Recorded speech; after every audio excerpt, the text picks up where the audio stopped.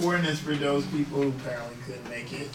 I rattled cages. Yeah. There's only Sen and Sue upstairs. Thank you. Yep.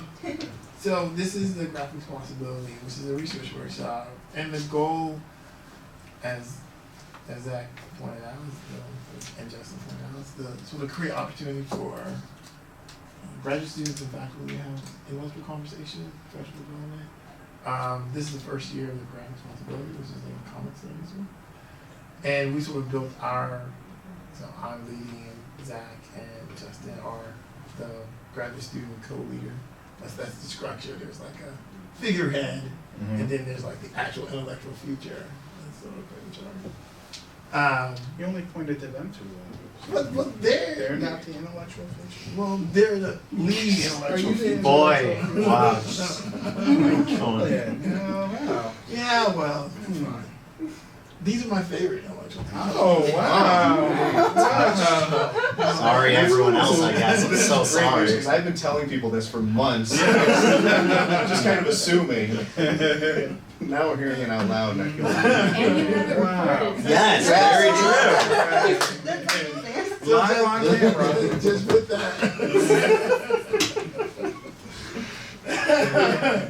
So our goal with this was to really pursue two sets of lines of inquiry. One around sort of like critical pedagogy and critical inquiry, and the other was around pedagogy related to comic studies, because those are two things that arguably we know that as practitioners and scholars are very strong centers of interaction at the MSU. So our plan is to take scholar practitioners like yourself and actually talk to you about your practice, about your work. As I said on the way over, it's another one of those practice talks. So Because we have it. This is the first one we've done. This is the first time you talked about your practice this whole time you've been here. I appreciate you stopping all the like spectacular work you're doing to like really slow down and dig deep into it. You know? I know, you often get the opportunity to do that. Like I personally am touched and excited about this. Thank you so very much. I love the fact that that was hilarious. Like that all the pettiness and really good. And I was barely playing. I was like, are they still acting? That was pristine. I know, because he deserves it. I love you though. I deserve it. So how about we give Stacey a chance to sort of relax, and we'll go around and do like introductions, and try to soothe those hard feelings. No hard feelings. So we'll start right here.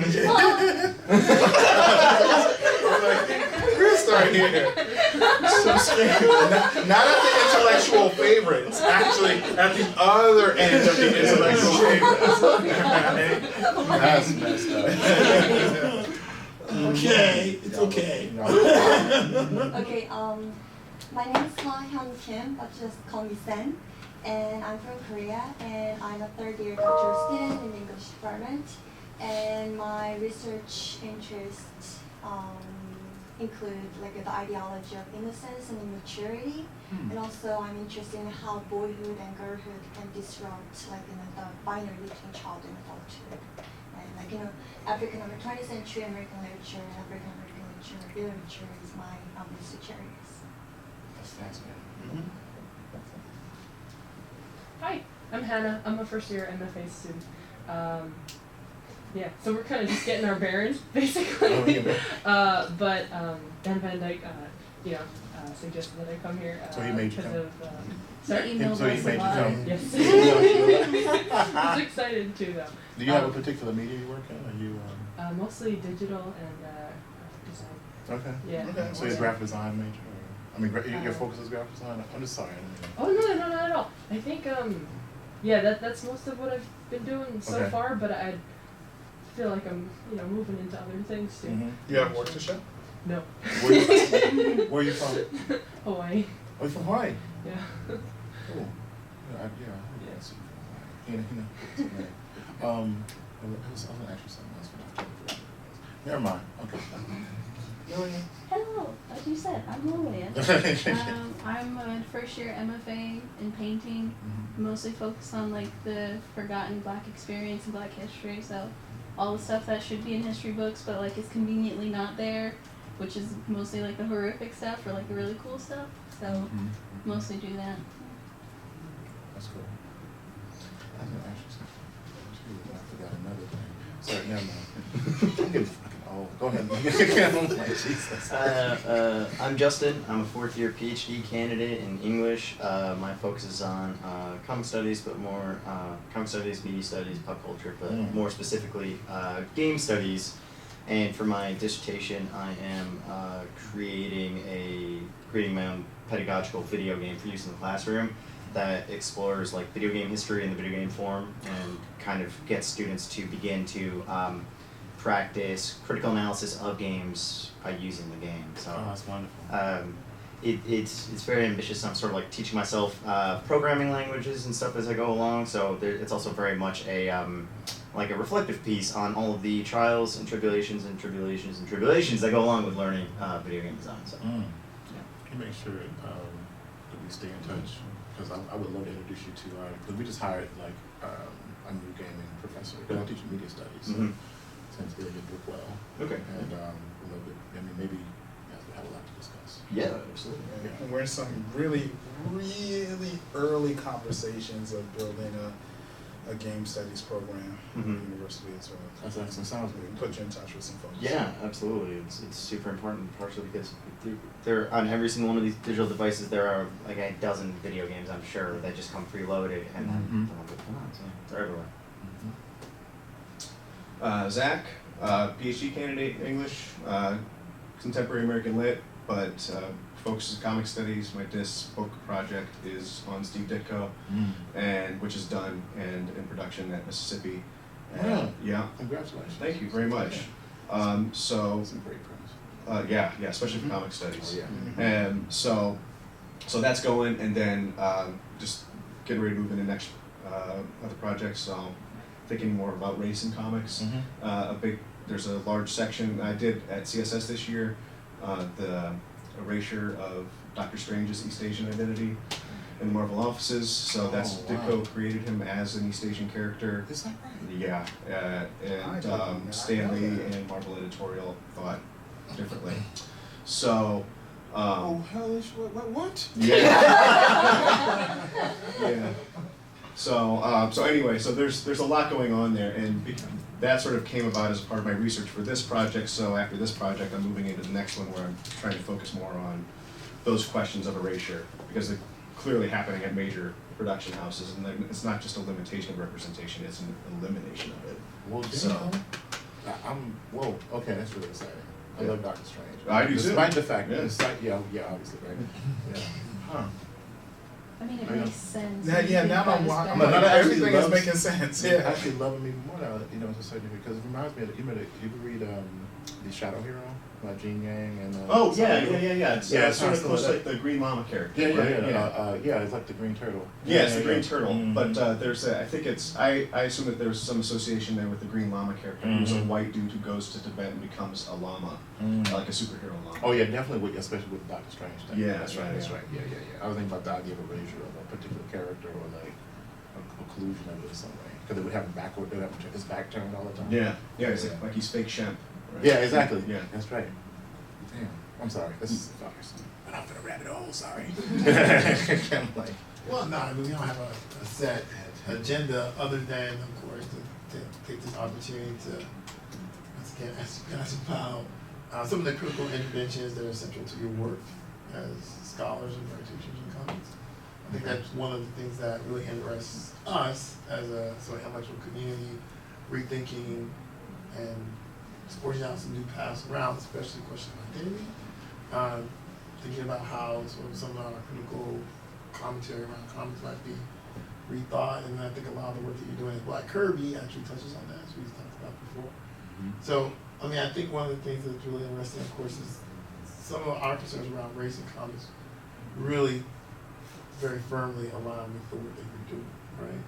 And so, I guess one way to start a discussion is to think about how do you see your sort of critical race practice being enhanced by the fact that you're working in the comics field. Because I actually think there's a huge question here, as Zach works with like inside, about the lost history of diversity in comics or something. So maybe that's a good place to start. Well, it's funny because I still think of comic. Well, definitely, it's like, of course, there's a narrative practice, right? But also, it is a design. There are designed objects. They are like, to me, pure graphic design because you're dealing with like, sequential narratives with text and everything is symbolic. So I love that. I love just the vernacular of them. Even as as a graphic designer, I feel like they get across things really plainly. There's a reason why we have them in like every airplane. I always tell the students like, if you've ever been on a plane, you've actually read a graphic novel or like a comic in some way that because it describes How not to die. Exactly. Or if you're in a Fight Club, then how to panic. But anyway, yeah, I mean, I think because representation is so key to like caricature and comics and stuff that it's a really interesting space to kind of start hacking into those norms and stuff too. I mean, I keep talking about like how blackness or like images or stereotypes are like really part of they're produced, they're deliverables, they're designed, that kind of thing. So I think all these different strands of visual communication, stereotyping,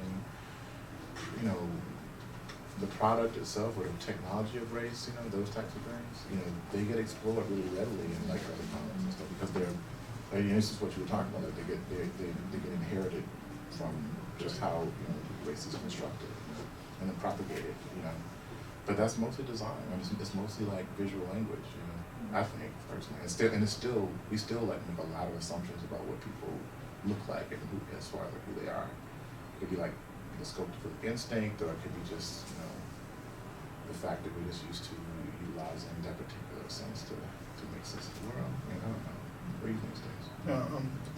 When you ask that question, it made me think about how we're connecting to comics as a medium through pedagogy of our intellectual practice, and that's right. And it reminded me of how academics are now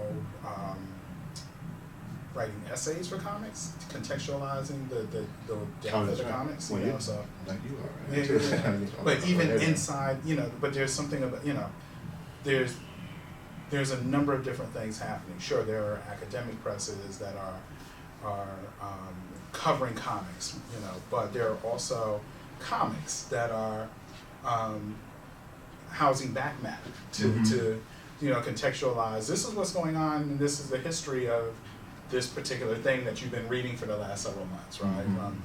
Like Bitch Planet or Bitterroot, for example.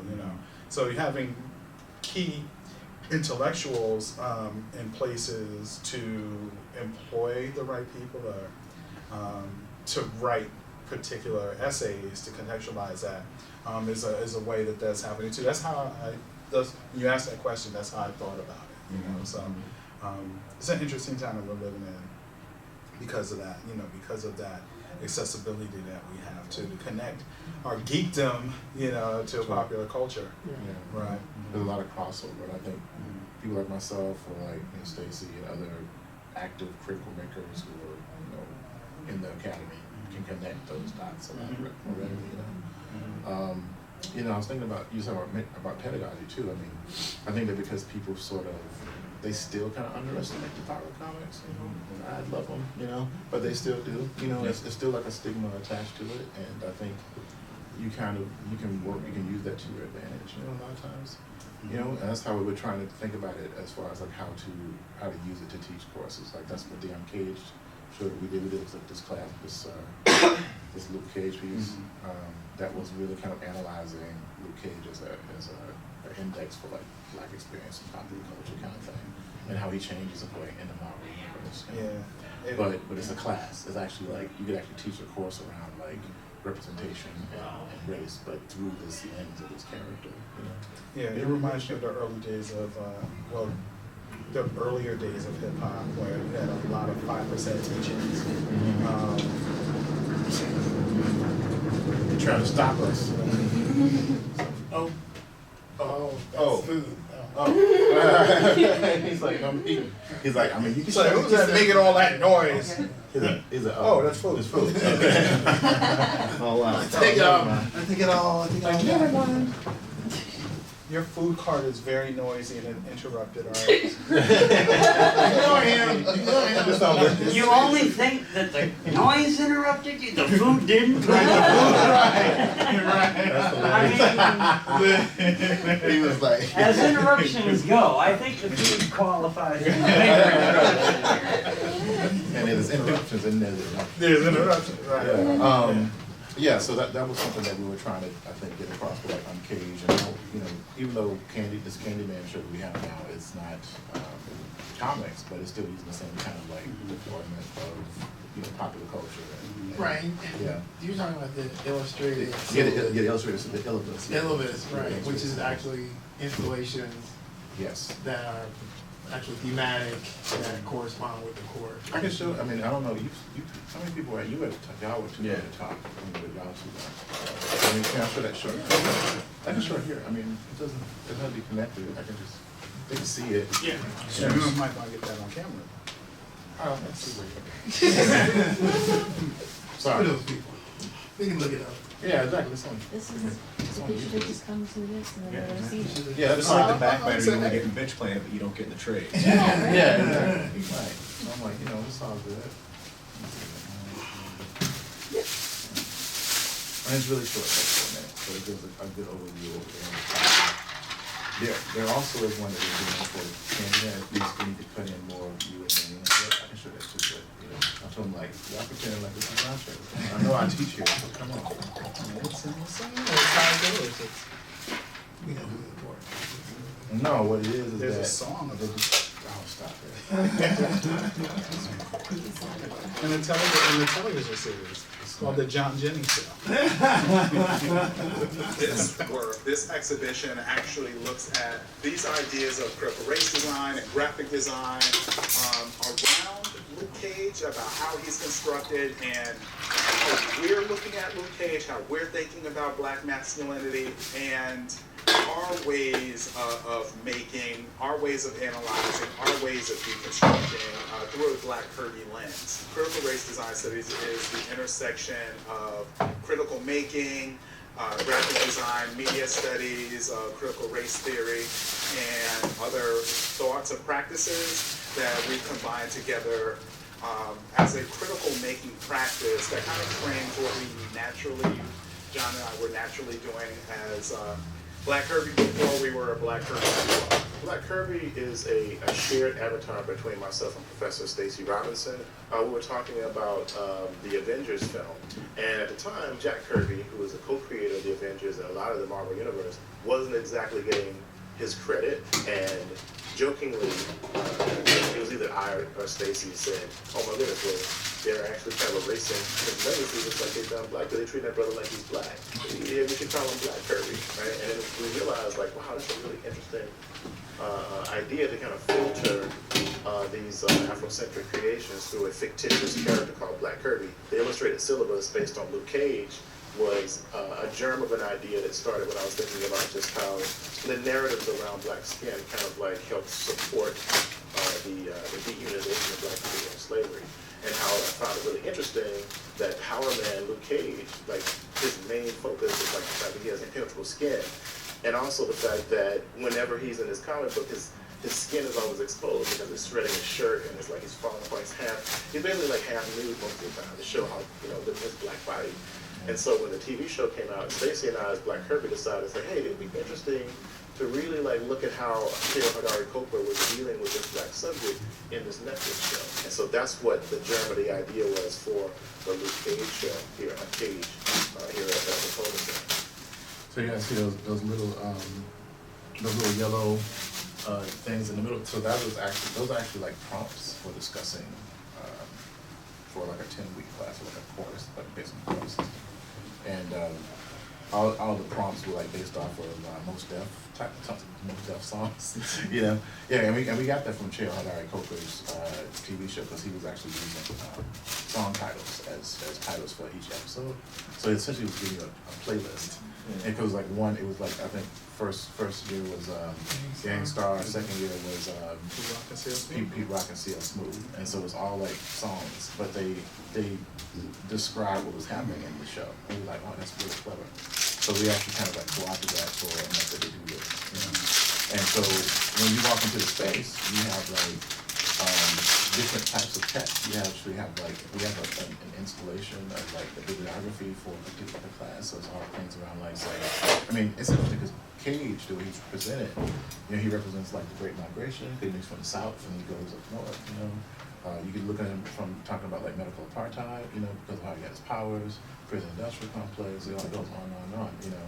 And, you know, he's a really interesting touchstone, and because he kind of shifts with the times, you know, in Marvel, like, you know, there's a version of him that's actually really like thugged out and like 50 Cent up, you know, like remember that one, that Richard Corbin and Azzarello, yeah, it's just called Cage, you know, some great covers. Yeah, but problematic, you know. Yeah. But, and I don't know how to feel about it, you know what I'm saying? But then again, that's kind of like how Black, I think they actually did do. Sorry, no. A good job at of like character. So we had been fascinated by that, and then when the show was out, we decided to do it. We almost did it after the first show, but the first season. But we just got really busy. But unfortunately, like the show got canceled before this came out, so you know, it was kind of sad. But you know, these are some of the things, some of the kind of deployments of what we're calling critical race design studies. You know, just kind of looking at, you know, race as a designed object, and how do we use like design to kind of undercut those types of things, you know. So yeah. Anyway, so those are some of the things that kind of like because people, they take comics seriously when they're in like these film spaces. Like there's so many people who are fans of like Marvel comics or the MCU who've never picked up a comic, that kind of thing. And so I think there's still like this kind of weird overlap between how people are seeing comics and trying to understand what they look in the transmedia space. You know, it's interesting stuff. Yeah, it is, because it's almost, they're sometimes very different audiences. Very much. Yeah, they're not one audience. Classic example is Black Panther. Right. I was like, yes. Like I was talking to, we have a really, she's brilliant actually. Her name's Lene Denise, and she's a talented DJ, but she's also like a musical. She's an ethnomusicologist, you know, but was a DJ. And so she went to Black Panther. So she was like, "Who is this white dude from the CIA? Why is he even there? Why is he even there? Who is that?" Like, well, they got to be connected to. He's connected to the rest of the movies. And she's like, what else? Also, he's in the Chris Priest book. Yeah, I know, right? I know, that's what I'm saying, but she wasn't reading the book. Right. You know what I'm saying? Yeah, he was. Ross is in it. I was trying to explain, well, he's based off this character from the Christopher Priest book, who was like an interlocutor for this audience, blah, blah, blah, blah. And she's like, I don't think you should be there. That made no sense. You know, and I was like, okay, never mind. That's what he's like, well, other than that, I love it. I love the bald head. I love the whole, like, you know, that stuff. You know, she was into all of that. You know. Hilarious. Yeah, so it's like all these different audiences that are happening. She came in and complaining about the absence of Abner Little, or like the Time Frog, or whatever. Right. That'd be a very different thing. Time Frog. Jesus Christ. Don't even get me started. Anyway. But yeah, I don't know, I think, does that start to answer some of the things? Oh, yeah. Yeah, because, you know, like I said, I came to, or we even came to like the notion of speculative design relatively late, you know? Even though I had been exposed to it, like I was saying, like when I was actually at University of Illinois, and as a professor actually, but I was kind of like, you know, working on tenure stuff, and I was like, oh, that's cute. It was like that. It's like, oh, that's interesting. But now it's the thing that actually saved me, you know, as far as like being a designer, because I had, you know, really disenchanted with like the fact that most of the time, you know, I mean, if you're going to be working as a designer, you're working for like an ad agency, you know, you're selling the idea of perceived black. I mean, it can be debilitating, you know what I'm saying? I mean, it really is. So a lot of times you're teaching students to visually manipulate people, you know, that's what you do to a certain degree. Make something really beautiful that promotes something that they don't necessarily need most of the time, you know? And it keeps those kind of capitalist wheels turning, and that's one of the things I've always, on several occasions, I've actually wanted to stop teaching design because I just feel like guilty. You know what I'm saying? When you think about it, because you know that's why me and my friend Eric Benson created this ethics course at U of I, or EDGE, Ethics of Design in the Global Economy. But yeah, so those are some of the things I was wrestling with. And so when I came across speculative design, I was like, oh, wait a minute, this actually is what we're doing. And I think, and so I kind of leaned into it. And so I started doing a lot of things around like, you know, archiving, as you're doing, Lily. Like our work actually overlaps quite a bit, you know. Yeah, on erasing spaces. Actually, no, I think maybe yours too. No, I was in it for that book in particular. Yeah, you know what I'm saying? But yeah, on erasing those things, and just kind of discovering them. You know, yeah. Sorry, you got it. No, I just had a question along those lines. So I guess, do you guys find yourselves, when you're sort of explaining or teaching, you know, the design elements, particularly design as it relates to race, I mean, do you find yourself having to sort of demystify a lot of the machinations of artistic production, or particularly in comics production? Because it's not just like that Corbin series, that Luke Cage Corbin series. I mean, that wasn't just at Brian Azzarello and Richard Corbin looking at this going, okay, we're good, and then shipping it off. I mean, it went through editors. I mean, people had to approve that. Right? I do talk about that a lot in my, I especially would talk about that in my, I used to teach this class on hip hop and design, you know, probably the first when I think about it. It was a studio, but we had like a lot of theoretical framings around it. And I remember like, let me see, can I find this shit? Hold up. Because it was a poster that I got in the mail. You familiar with the what is it, the Associated, it's an ad agency, but it's like a good design thing. I think it's called like the ADAs or something like that. And you know, the Addies. It was like is it Addies? Maybe it's the Addies. I don't know, but it was like it was design. That's for commercial. It's more design oriented, you know. Let me see can I find it because I got this thing. If I show it to you, you're gonna be like, "What the hell?" Wait a second. Come on, man. Please let it be. Oh, I found it. Okay, check it. Sure. I'm sure to Stacy first.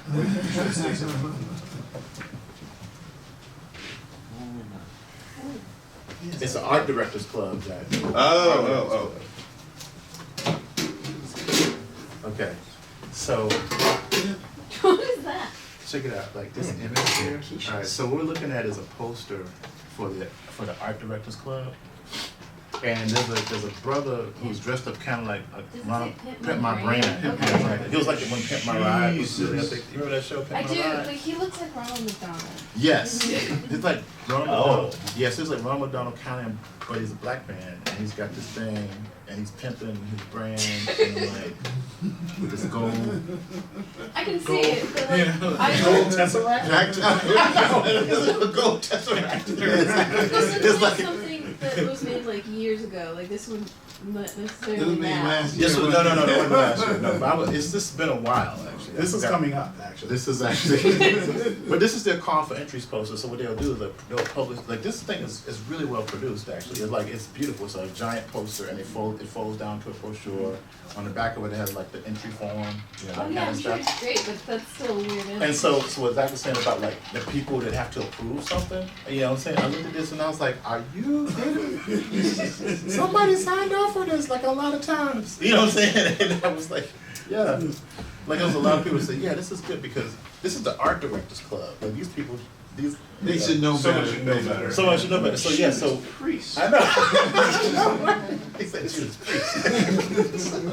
I mean, he's like, yeah, man, you like this Testament? Yeah, he was like, I mean, this is, yeah. So I was like, all right, that's not even, yeah. It's dizzying. Yeah, I mean, beyond, the problematic. It's like part. blung out. It's got the bling, you know what I'm saying? It's got the work. I'm like, I never thought that I would see something from a professional.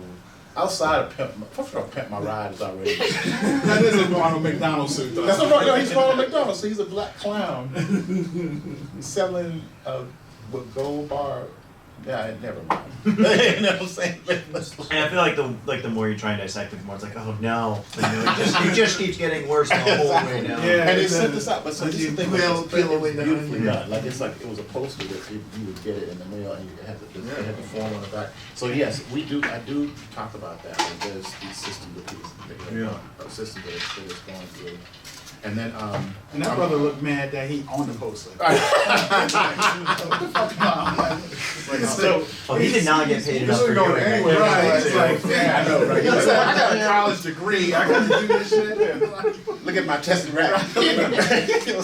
It's my Tesseract. Well, I guess it leads me to another question though too, because not only are people signing off on this, but it also, begs questions about, okay, so what are people trying to do to make useful or critical or otherwise important interventions that are not getting through. Yeah. Because someone in a tie counting beans says, The only thing, there's actually our colleague, Nikita Thomas is part of, the graphic, what do you call it, AIGA, it's called American Institute of Graphic Arts. They're kind of they're the educational / professional, body of like graphic designers and stuff, right? And there is a kind of interventionist, progressive, I forgot what it's called though, it's called AIGA something. But it's all the folk of color or all the people who are trying to change stuff within the industry kind of thing. That's one thing, it's still very slow though, because every time I go to their, I think I go to their conferences maybe every 5 to 7 years just to see what they're up to. And it feels like they're having the same conversations, because me and Stacy and a couple of How do we bring diversity into this conversation? well, here's a whole panel about critical race design studies. We're the only black people here. You know what I'm saying? So yeah, I think that's the other thing, is trying to get people to understand this is not just a problem for people of color, it's for everybody, and that I commend you for your subject matter too, by the way, because basically it shouldn't be up to people of color to fix that shit. You know what I'm saying? It really that's what ends up happening. We end up doing all the work, because after we did this panel, which I think was actually really successful, I think it brought up a lot of questions. The first thing they asked us was so you guys want to do a conference through us? We're like, no, you do a conference and we'll come. Invite us and then, because I don't have time. No, I already, you have shit I gotta do. Yeah, exactly. I hadn't moved out to UCR yet. I was like, oh no, I'm not interested in doing that. I'm interested in making the work. Maybe you can do something about the work that I'm making. I don't have time to really even talk about it, So it's a whole lot of labor. Yeah, it's almost as you should write about this subject matter. It's we're making the work. Y'all should actually be writing about us. Yeah, that's the thing. So what happened was, I was, actually got asked to do a monograph about it, and I was like, I don't have time, because I'm a, full professor. I'm doing the work that I want to do. I'm interning really hard. I'm teaching the courses I want to do. Someone else should probably do that. I don't have time to do it. So I'm working with a graduate student right now she's a PhD student at Berkeley, this woman named Adriana Green. And we're working on perhaps a syllabi around critical race design studies as a space. I already started it, but so we're doing critical readings and putting together pedagogy around it, so we can actually implement it as a course, maybe at both schools even. So I'm in the UC system, she's in the UC system, so that's probably the best way to start. But yeah, I think what we're doing it's very interdisciplinary. I think we're impassioned about it. I think when I was telling Julian about this earlier, it's we're, at the end of the day, I'm thinking about redesigning how, the black subject is seen in popular culture by people who are observing it, but also people who are directly affected by it, black people who are actually seeing themselves in popular culture. So the conferences that we do, like BCAF that we do in San Francisco, or the one we do in Harlem, or SoulCon, which is this weekend, they're extensions of that design project. It's just a really big design project, and I'm never going to see the deliverable, or maybe I'll see some of the deliverable, because essentially, some of the kids that are coming to those events, they don't have to know what it feels like to be, disenfranchised enough to see themselves reflected in the material that they consume, which is I didn't know how much I needed that, to see that, And I was talking about that during Kenitra's class, where I've never been a massive Black Panther fan. It's I like them, but my dude was Daredevil. I love Daredevil. That's my favorite superhero. But once Okoye says we are home, and they pierced that force field, I was bawling. I was crying like an 8-year-old. It was crazy. I was I needed to see this, even though it's problematic, in different ways. But I was there's something to be said about, that type of representation on that level, Yeah. So anyway, I'm gonna stop talking about that. I wanted to say something to you, Lillian, too. Oh. Your work. Do you know Kobina Mercer's work? It sounds very familiar. Kobina Mercer, he did this collection of art history books. It's called Annotating Arts Histories. Yeah. So what you're doing is what he was doing. It's cool. there's a whole series of them. You know, Okay. and so what he's trying to do is plug in. We probably need to get yeah, like so. I do that just because like I went to I was the only black kid in my entire undergrad for like a good 3 years. It was really weird, but I made it. Where'd you go to school? Texas Christian University. Texas Christian University. Yeah, but like I they can were believe trying that. to be like we have like they did photo shoots, and since I was the only black kid, they were like, Lillian, you have to go have lunch with the donors, and I was like, I really don't want to do that. Yeah, you represented that university. Yeah, I did. I was the university. Yeah, for my believe me, that's program. fine. Yeah, you're a Yeah. university kid. But like one of the donors, I said something about how they need to put more like African American artists and stuff, and she told me, oh, there's just not that many. So I'm kind of spiteful. So I have like a list ongoing of over like 130 names that I keep Right. finding, Yep. like all the way back to colonialism, like Revolutionary War to Yeah. now, of just black artists, and like I give it to people. I'm like, yeah, you should look at this person. Like they're pretty cool. And Yeah. it's like they're out there. I just gotta find them all. So you have to be the one to lead that. Yeah, that's Yeah. right. So now instead of you, and this is something that we talk about a lot, the fact that because of just like the work that we're doing, it's like we have to. It seems like we have to have these conversations because we're directly affected by it, and it just limits our creativity to a certain degree. Yeah. You know, it's like I got to talk about this black shit again. Again, You know what I'm saying? yeah. She's trying. Yeah. I just want to make flowers. Yeah, seriously, Flowers. yeah. I cannot. No connection to race at all. Right. Yeah, I want to know what it's like to be able to make work that's not political. Right. That's why I love that David Walker does those nature photography, Mhm. Yeah, because David Walker, the comic book creator, he has this beautiful series of pop flowers that he just They're shoots. beautiful, yeah. Thousands and thousands of them. Yeah.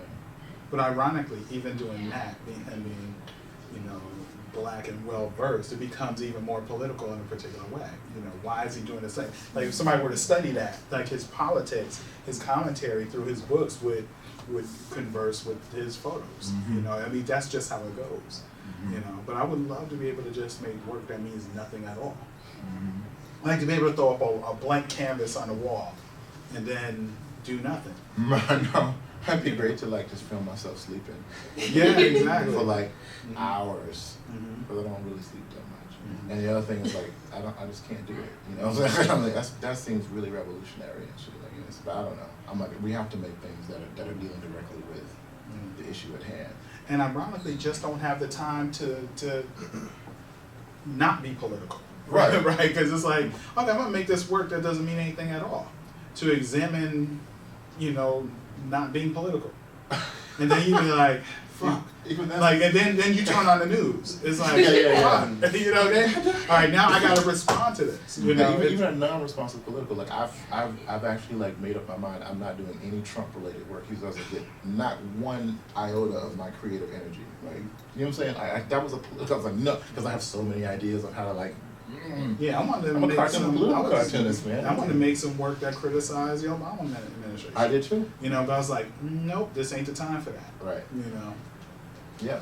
So anyway, sorry. Went off on the Yeah, it's tiring. Yeah. But it seems like that has to be even at the center of when you're making that illibus though, that text selection, all of those things. They all Yes. have to be centered on those Yes. very particular questions. And those yeah, exactly. And that particular realm is about teaching that thing. Yeah. What's really cool though is because it was such a success. I mean, we actually have they gave us 3 years, so we can actually do 3 artist projects. So we're doing the Candyman show right now. It's called Reflection Eternal, and it's using Candyman the same way that we use Luke Cage. It's kind of essentially what we're doing, these really elaborate form studies of a particular character and then different connotations of it and spin-offs of it. But I'm teaching that course this quarter too. So I scheduled it so I could teach my visual cultures and horror class, or black race and horror class essentially, and intersect it with the art show. So the art show is going to be all the way into January, and it's as you see, it's in this kind of front gallery space and stuff. So that space is what they call the UCR Arts Block, and it's connected to one of the largest, one of the most prestigious photography museums in the country, and they have all these. You remember those plates where they would have this? They almost look like 3D photography. From the 1800s, is that what it's called? Daguerreotypes? Daguerreotypes. Yes. Daguerreotypes, silver, No, 3D almost. Did I say silver? I think it's silver. screens. Like it's almost look like when you look at them, they look like they're 3D, right? And you can so when you scan them in, you can manipulate them really easily and stuff like that. They have like gajillions of those in this collection. Anyway, so it's all this on art blocks, right? And you know, there's this thing called the Festival of Lights that happens every year, and it's like 500,000 people come to Riverside to see like it's like a state fair / Christmas like festival, right? And so a lot of people see the show. A lot of people go by that space and have the doors open, and you know, yeah. So and they're right up front, and we have these light boxes, so people are actually looking at the stuff. And they were saying like so many people just pressing their faces against the like, what is that? Luke Cage. What is this? Is that a swear charm? What is that? It's pretty cool. Yeah, it was great to see. I remember when the show was about to close for the night. Your ass. I remember Well, that. no, because these people are outside with their faces looking into class, and we're about to close. Like it was, I think we're closing at 8 o'clock. It was like 7:59, right? But all these people were like, "What is this?" So, and I didn't realize what time it was, so I went outside, you know, kind of open the door. I mean, and then I was like, so, because I asked the director, I was like, hey, well, we have like, I mean, you mind if we stay open a few minutes late? It was like, because I saw a family outside, and it was like this beautiful image. It was like father, mother, like daughter and little brother. It's like, I was like, oh, it's so cute. Oh yeah, come on in, right? And then when I opened the door, it was like, wait, it's like 60 people. Right, it was like, wait, where would all these people come from? And they flooded in there. And I'm thinking, okay, I'll just let these 5 in. No, they all came in. All came in. It's like, yeah, it's like the cartoon they went on me. Right, and I think we ended up giving another talk or something. Yes. Yes, after it closed. That's why I say yo ass. Yeah. No, but it's been really effective, you know, and the students, you know, my students were in that show, so it's a way to actually talk about pedagogy. They're like getting stuff into like these, you know, these spaces like that, you know. A lot of people had never even, like had like seniors and juniors, you probably have this here too, who didn't even know that space existed. I was like, yo, this is actually owned by this university that this you're is currently your attending. gallery. This is like your gallery, and it's actually in the middle of downtown, you know, Riverside, and it's very accessible to you, by bus even, for real. Anyway, sorry. But next year, I mean, yeah, we did these very heavily critical piece about Black masculinity for the last 2 years. But next year, we're doing something that's different. Yeah, a lot different, a lot more fun, a lot still speculative, still dealing with Black masculinity. Right. It's a secret. No, it's not a secret. No, it's not. So I talk about it. Yeah. So you remember this comic, Eben? Yeah.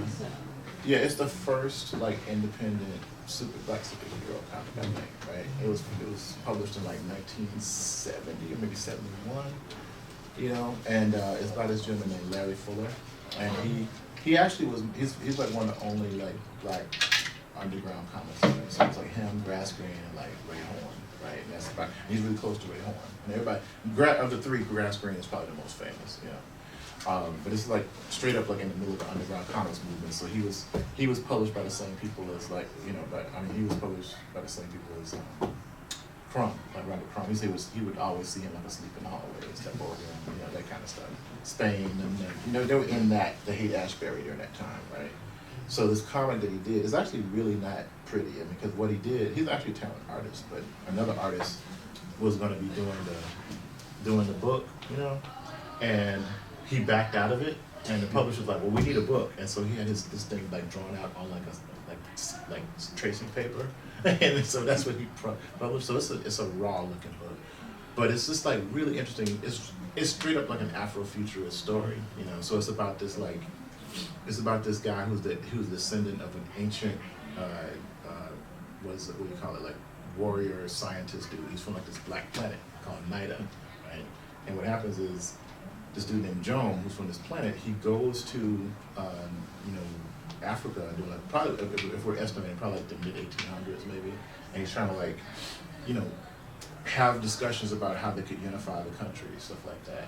And what happens is he marries this woman from this tribe. He doesn't say what tribe, and because he's trying to do all this kind of political work, you know, as a scientist and as a member of the tribe, he gets kicked out of it. And so what happens is he leaves his family and goes back to this alien world, but he has descendants and stuff. So the guy that we catch up with, Valentine Jones, is actually a descendant of this ancient alien scientist guy.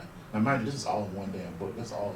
The book is, he jams a lot of stuff in there. Yeah. One of his powers is that he generates this black force field that depowers you and actually empowers him. So it's almost like his power is like a black safe space. You know, I was like, yo, and he gets his powers from like a heart transplant. So basically what happens is this dude comes all the way from the planet, Nida, tracks down Valentine Jones, kidnaps him, puts his ancestors' heart in his body, and he has some powers. It's like, obviously there was some drugs involved, but you know, I was like, An underground comic. That is underground, I know, but it's like, The guy's hanging out with Spain Rodriguez and he does drugs. yeah, no, I'm just saying. But the thing is, it's like, yo, this thing was really, it was really kind of wild. We're like, okay, I fell in love with it. I was like, there's so much potential here, you know, because it's like he gave us like just enough for us to kind of play around with some ideas. So I actually have redesigned the character with his. I've been working with Larry. He's actually still alive, you know. Of the three, he's the one that's still alive. And it's almost 80. He's like in his mid 70s, you know, but still very lively. Him and his wife take tango lessons. He's actually working on a comic about tango right now. You know, yeah. And you know, what we want to do is like actually take this character and some of his other ideas and actually flesh him out, actually do some world building, and kind of give him his flowers while he's here, kind of thing. Like, because this character, there's a lot of if he had like, you know, just a little bit of, it just needs a little bit of tweaking here and there. Like I told him, like, so what he wanted to do is like make the character into like a street level like Batman type of character. I said, no, dude, you just created like Black Adam Warlock. That's what you just did. Yeah, he's like galactic, Space Ghost. cosmic Like, character. yeah, he should be like Captain Marvel or like Adam Warlock or something like that. When he's in outer space as a cosmic Avenger kind of thing. That's what you just created. So it's like, so let's Jim Starlin-esque it up, you know, and then push it in that direction. But anyway, but we're gonna do a whole show about the world building of Evan and build it for him and actually have it on display, you know, and talk about his work. You know, most of his work though is it's really risque. You know, he was doing like the stuff he's more known for is like, yo, I feel butt naked cosmic. But no, it's like woo, clutch my pearls, okay. Whoa. I mean, that's so he's more known for that kind of work. But yeah, this is like his only superhero. So we're not drawing that. We're not drawing that, no. Anyway. Well, I'm really fascinated by how you are pushing this illustrated syllabus like into like that space and making it very much like this like interactive thing. That's a takeaway. Yeah, well, one of the projects I was working on, actually how I got started with doing this video game project was I started creating like a playable video game syllabus for one of my classes, just like a very cool, very bare bones thing. But that's very much a like an individualized thing where like, you know, you start up the game and you can play it anywhere, which I'm interested in. But I really like the idea of like pushing, like very much making those things both like community based and very I guess interactive. Yes, interactive and in a sort of shared space. And so now I'm sort of like already kind of thinking about like new ways to like challenge my own pedagogy and like setting up stations to do something like this, that would be so cool. right? Or like putting them on. But yeah, I'm fascinated by that. I appreciate that. Thank you. Sorry. But I was gonna say, did you run into like any particular challenges in like trying to navigate that space? I don't really know where I'm going with. I'm just kind of curious. Navigating what space? The actual space where you set up the illustrated syllabus, the illibus, like the gallery space. Yeah, the gallery space. Yeah. No, actually, fortunately, galleries tend to want to show what we do. When we meet a lot of people, we network a lot. And so fortunately, a lot of times galleries will come to us, you know, and that's a really awesome place to be in. Like, you always want to get to a place in your practice where you're sought after. But I think the type of work that John and I do, like we're probably the only two, you know, that I still know of that do the type of work that we do with these various overlaps, right? So because of the way that we do it, in this particular case, this is the first time I've actually seen this gallery. Yeah, they're tearing holes in the wall. Yeah, it's really like, they're like, so we could break down this I mean, wall. it's like Cody. Oh my God. Yeah. He's one of the installation people. I mean, it's a teachable space. So we tend to try to work with university galleries that the space is made to be taught. And a lot of times there's always this weird tension between this space is when we're at University of Illinois, do they still do the thing where they'll go into their archives and they'll pull stuff for you? Do it every year. Yeah, you're right. So they have people that will go and pull stuff for you. If they know what your syllabus is, they'll actually go hang it and install it into a space for you. Yeah, I take my classes. And you can have it's really cool. This space is this is an artist project. So it's this is a playground, it's an experimental space, and let's do this thing, And this guy named Nikolai Maslov, who is kind of he's the outreach person and he's one of the gallery directors. He's also he also teaches film at a local college, but he's a massive hip hop head, and he studies a lot of the things that we do. He's a big comics fan too, so they totally get the language that we're trying to work with too. So there's no there was no butting up against anybody who was an old fogey. It's like, oh, this isn't art. None of that was happening. It was like, no, yes please. It was like that. It was a very different thing. So anything that we wanted, we said, okay, we want to kind of make this thing right here looks like a little barbershop. So they actually went and found the actual artifacts that were in the Luke Cage show and put them into the gallery. They went and bought a barber chair, that kind of stuff. They found the exact brand of the coffee can that they had that kind of stuff. Now for the Candyman show, Cody was like, all right, so what we're gonna do is we're gonna build a speaker, right? But we're gonna rip out this piece right here, and so they put these little because he's covered with bees, the Candyman has bees and stuff. So they made it look like honeycombs, and they put up quadraphonic speakers, so the bees follow you. So they're pumping sounds of bees. So you're like, is that bees in here?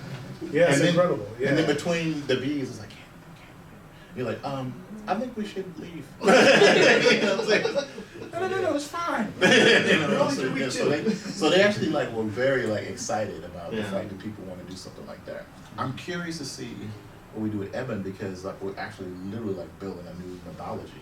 It's very different. These other two properties are empowering or pushing back or critical in a particular way. Like Candyman, it's a really smart film because it's they took Clive Barker's original story, The Forbidden, and which is set in, as I recall, it's actually set in England, right?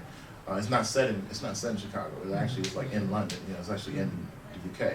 They take it and they remix it with an actual event of someone breaking into a house and killing someone in Cabrini Green that actually happened, and they fuse it together with, Bloody Mary and the Hook Man. You know what I'm saying? Yeah, because that's one of the urban legends, right? But then the other urban legend is race. You know what I'm saying? It's not real. You know what I'm saying? So they actually fuse them all together, right? And I was like, yo, Candyman is brilliant. I mean, as far as what they were doing, and then they got Philip Glass to do the music. How the hell did it? Yeah, so Philip, Cabrini Green, Monster, Hook Hand. Can you do something with that? And he's like, oh, of course. Some of the creepiest. It's beautiful though, you know what I'm saying? And he Philip Glass to the soundtrack. So it was it was a very different horror movie, and so I'm glad that Jordan Peele, and actually Monkey Paw, Jordan Peele's company, might actually come and do some things with us because we're on a show Get Out and Us because I guess I'm teaching a horror class, so they actually might come and do a talk back and stuff. We've been talking to them because they're doing a new Candyman movie that comes out. It's being filmed now actually in Chicago, where they're doing kind of it's kind of like a requel. It's like that Superman Returns movie, where it's a remake and a sequel simultaneously. Yeah, so it's a spiritual sequel kind of thing. Yeah. So it's been a really good experience for us. I think the only limitation has been money. They don't have a ton of money. You know what I'm saying? So but we're used to working with meager, things. We're not making original artwork. We're making these digital pieces. So if we have a decent printer, then we can pull it off. So that kind of speaks, talking about process, that kind of speaks to why it's important for us to keep costs down and the immediacy of working digital. I see you have your iPad there. There's mine right here. I have the iPad Pro. Use a studio. Yeah. Right here. We get a lot of work done really, really quickly. Yeah. And it's always about working because we make so much work, and then it's not like people will say, hey, you know what, you make a lot of work, take a break. No. You know, like they give you It's more never work, that. right? And that's how it goes. When you're really good at what you do, you get called on even more to do it. Right. You know, so the immediacy, being able to knock out the work really quickly is super, super important. So whenever there's like when the iPad and Procreate came out, I remember John got it before I did. And once he sold it on me, I was like, soon as I could get it, I got it. And it changed my life. It changed my life. I think it cut my time down to maybe a third.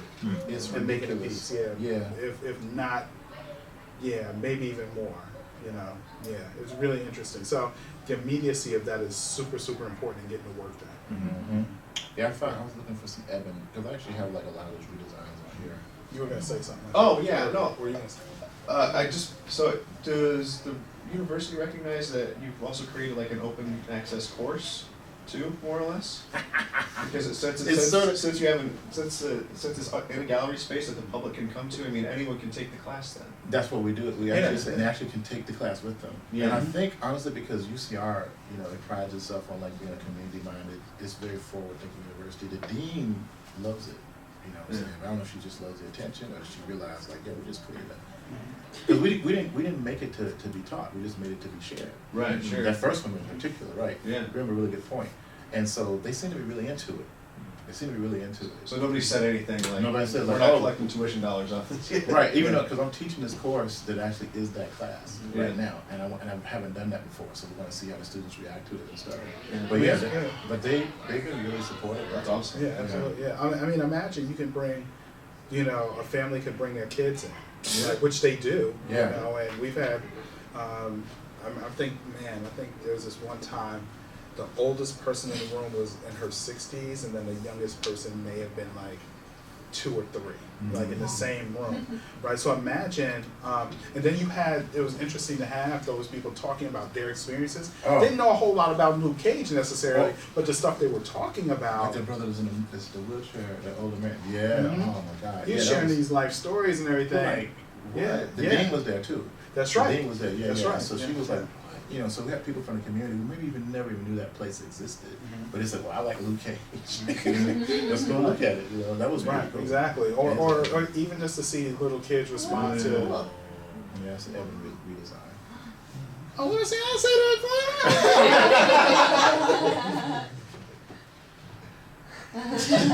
Hey. It's all right. I got some critiques on that. Oh man, all the hell. So imagine a family, could bring in. You don't even have to know a lot about Luke Cage. Yeah. Right. You could bring in. Anybody could come in and say, you know what? We have off this summer. We're gonna spend some quality time as a family. We're gonna go through this Luke Cage syllabus. Now, I don't know if that would be fun. Yeah, but it was like, because they have all the books and stuff. Yeah, and that's what I'm saying. It has a reading list. Anybody can do it. Yeah. Right. So, and I think that's the way we've started to learn how to think about the work consistently. Like, okay, this is going to be a syllabus. Because it's what we would do. Yeah. I think it's kind of naturally Black Kirby. I was thinking about this is kind of a fun anecdote. So me and my wife just had a little boy. He's like 3 months and some change, right? Named Jackson.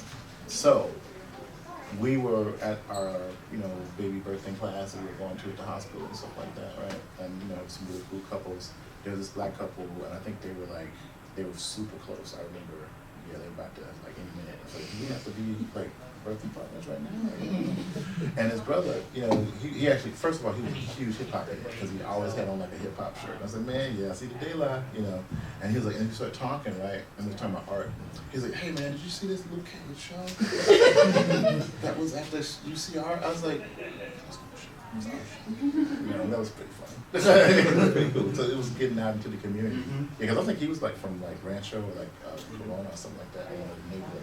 Those good places. Yeah, and that's really cool, So people. It's very accessible. It's very accessible, yeah. It's downtown. You can just like, if you're just down there for the arts festival, or if you're down there like getting Mexican food and you just walk around and say, oh, okay, what is this thing? And you go over there, and there's other shows. So the opening for the entire museum is like next week. So it's like our show's opening and several other ones. You know how they do the open house kind of stuff? Yeah, but that's what they're doing next week. Yeah. So the students are starting their first day of class. Like I cancel class for tomorrow, but their first day is like next week, and so they'll get a chance to have the class, and then actually if they, I want to do an assignment where they have to do like sort of like a review, like an art, like a review of the show kind of thing. So they'll come and check out the space, and see like this is what we're learning in the class this quarter, It's pretty cool, I think. Now there's something like Howard Noir, that new documentary that Tananarive Due and Ashley Blackwell did. It's all about race and horror. So Shudder produced it. Yeah, I can't wait to watch that. Oh, you haven't seen it yet? Yeah. Oh, it's really good, and I got a review copy of it. And it's crazy because the first time I taught the second time I taught my race and horror class, it came out like right at the end of the class, so I actually got a chance to screen it like right at the end of the class, and they were like, "Man, we should have watched this before everything." I was like, "I know, but it wasn't out. Shut up." Anyway, it was pretty funny, because Tananarive Due, one of the producers, actually Skyped in and talked about the production. Yeah, it was really cool. Yeah, we're friends, So I was like, "That's yeah." So it's like, actually, it was heartbreaking. I was supposed to shut up, man. No, it's awesome. Wonderful. It's great. You're very connected. I'm just trying to tell them things. Anyway, but yeah, we're really excited about this. But this is part of an ongoing project where I think, very similar to what you're doing, very similar to what you're doing, is reconnecting and refurbishing and finding those characters like that. So like, there's this character called the Butterfly. Remember the Butterfly? She's the first. Yeah, she's the first black female superhero. She was created in 1971, and there's only 2 issues of this. She was a backup story for like this Canadian comic called. It was like one of those old like black and white magazines that they used to do. So it was called Hell Rider. Yeah. Right, and it's like the same guy that created Ghost Rider actually created this character. And Gary Friedrich? Yeah, that's right. Yeah. And so the Butterfly. Let's see if I can find here right. And while he's doing that, but keep in mind, everything that we're talking about is a design project, right? It's a design project. I've never seen this character. Yeah, no, a lot of people have. Like, so this is. I was thought it was Bumblebee. Yeah, I'm saying she No. predates Bumblebee and she predates Storm. Wow. But she's only in two comic books, right? Yeah. The other thing that's really interesting about it, because they were from this Canadian comic book company, they didn't do the copyright correct for the US. So as soon as they published her, she was public domain. So me and my friend David Brame and my friend Zoe Smith, I was saying about earlier, I developed what I've been doing is pretending like this character never stopped being produced. So I have a Vertigo version of her. It's kind of like she turns into like a monstrous butterfly woman, and there's also like a Nightwing like Daredevil version of her too. So like an 80s, 90s, that kind of thing, right? And I pitched it to Zoe, who is a wonderful scholar, but she's also a very talented writer, fiction writer. And she said, "No, let's combine them in one story." I was like, "That is brilliant." Yeah, so we, the 3 of us, have been working on a pitch to like rewrite the character. And then our friend Chris Mosby, he's actually been going back and coloring the old black and white stuff just for shits and giggles. So it's this reclamation project around this character, right? This is interesting because she looks very much like Storm. She's a very Storm looking, and it's like she's half naked, like that's not. But even in kind of the design of the half naked, I know, yeah, like it's very really Storm. Storm. Yeah, Storm. Yeah, she just has one like this helmet. Like for instance, like she has a jetpack. How's that not burning your butt? I don't know. I don't know. It's comics. You know what I'm saying? But it's just we've been like, so this is like here's like the scary like butterfly scary version of her. So she's like she turns into that, and this other one is like very functional. I will kick your ass. Straight up like that's. Thanks. Yeah, very functional. And actually, she has short hair, in the comic, and when she takes off her helmet, these are actually like fake, they're not real. And so in them, she has like tools and all kinds of stuff and weapons in her hair, that kind of stuff.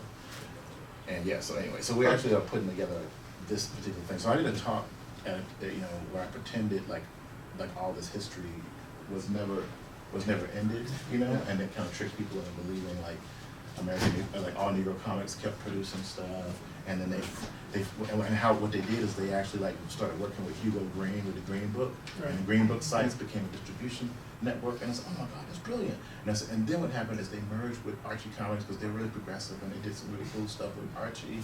And I said, oh, and then what happens is, you know, they start working with Johnson Publications, and before you know it, they have this kind of publishing empire. And I was like, this is fascinating. I've heard of this before. I said, yeah, never have a federal racism. What? This is hard. This one was, I was taking notes like this shit was real. I said, I know. So I did a design fiction, like, what if, what if presentation, or what if this is not, this is what has jumped off, and it's like, it was a way to actually talk about those spaces, right? And I did this actually at an international, like, comics conference, the one is the international graphic novel one. Oh, yeah. The one it was ICAP? Not ICAP, it was the one that they do with, it's usually in like Britain. I did one. It was in Bournemouth. I was in Bournemouth like 2 years ago, and that's when I did that. And they were like, "What? This is brilliant, but also heartbreaking." I was like, "Yeah, I know, right?" They only got so all Negro Comics only got one issue out, and then the second one never happened just because of the racist system that they were operating in. Honestly, you know. And so I mean, that's an example of this idea that you have about a discursive space created by a diegetic object. That's right. The object itself is a design object. Yes. And attached, so it generates a story. Yes, and that story is a critique. That's correct. The design fiction is a critique of a particular system, and the prototypes that exist within it are, discursive objects. Yeah, and that's very much like informed by Don and Raby's work in speculative design and stuff, which is coming out of like industrial design practice, But which is really at the core of the sort of Black Kirby. We didn't realize it at first. Right. Yeah, but yeah, it is. I was like, oh, when I came across it, I was like, oh my God, speculative. That's what we're doing. We're doing speculative design, but we're not doing products like that. We're actually doing like kind of these weird artifacts and things. It's a very similar. Yes, comics. Yeah. But we're doing like similar practices. Because Don and Raby, a lot of stuff they were referencing were like science fiction, stuff like that. But they never like talked about critical race theory or like any black sci-fi and things like that. So, for instance, are you familiar with the story Space Traders by Derek Bell? You know who Derek Bell was? Yeah. So Derek Bell was he was one of the cornerstone, like one of the forefathers of critical race theory. Black critical race theory comes out of law, right? Law professor at Harvard, probably like the first tenured black. I think he was. He was up in there. Probably, yeah, at Harvard, right? But he's a science fiction writer. Right. So what he did is he wrote this piece. It's from this book called Faces at the Bottom of the Well. And what he did is he wrote a book. He wrote a story. It was kind of like because let me back up. I'm thinking too fast and talking too fast. So, I mean, to a certain degree, like the law is like it's a system of stories, right? So there's a law against like horses running down the street backwards. Oh, and there's a reason why that happened. Like, so that was just one time. That's actually a lot. Yeah, so you got a precedent for a particular law. That's a lot of times. That's how it happened, right? So he was like, okay, what if these aliens came? These aliens came to Earth, and they said, all right, your world is jacked up, or your country's jacked up. It comes to America, right? And said, all right, what we're gonna do is we're gonna fix your deficit. We're gonna clean up all of your pollution. We're gonna fix every wicked problem that you have, but you have to give us all of the people who have a certain amount of melanin in your skin. I know the story. Yeah, it's called Space Traders. Yeah. Right. Cosmic Slop. Yeah, it was Cosmic Slop. Yeah. But it starts out as a short story from his collection, and then it was supposed to be in like this kind of Twilight Zone. But you can watch the dramatization of it on YouTube. Yeah. Because the Hudlin brothers did it. Right? Yep. And it was for a pitch for. It was a pilot that never really jumped into a series. Yeah, it was HBO. Yeah, it was. Yeah, I was trying to think if I saw it on Amazing Stories or if it was on HBO. No, it's HBO. It was called Cosmic Slop. It was three episodes. One was like about Black Revolution. One was about like the Santerian. It was about this. It was about him having to choose between like being a Catholic priest or like his Santerian roots and stuff. It was really interesting stuff. But it didn't jump out. I mean, I think it would probably do really well now. But then before its time. It was way before its time. And so I showed it to my students this summer, and they were like, yo, this is some great political satire. It was really well done. but it was a diegetic prototype. It was a story. So he was using speculative design fiction to talk about a really, really serious issue Similar around. to the boys, you know.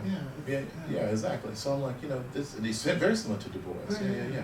And also Schuyler and all those writers who were like during the Harlem Renaissance talking about these issues, right? So, but they had a really big blind spot. Like Dun and Raby didn't talk about those particular stories. I was like, well, this is a perfect example right here. If you would just broaden your spectrum a little bit, it's like this has already been done, And so what we started doing, as when we did the Unveiling Vision show, is we started looking at objects, these diegetic prototypes that were in Black fiction, that were in like literature. Like for instance, George Schuyler's Black No More chair. It was a chair that turns you from a Black person to a white person. It was a chair, so that's the object, right? It was, even George Clinton's Bop gun, the flashlights. Those are prototypes for things, right?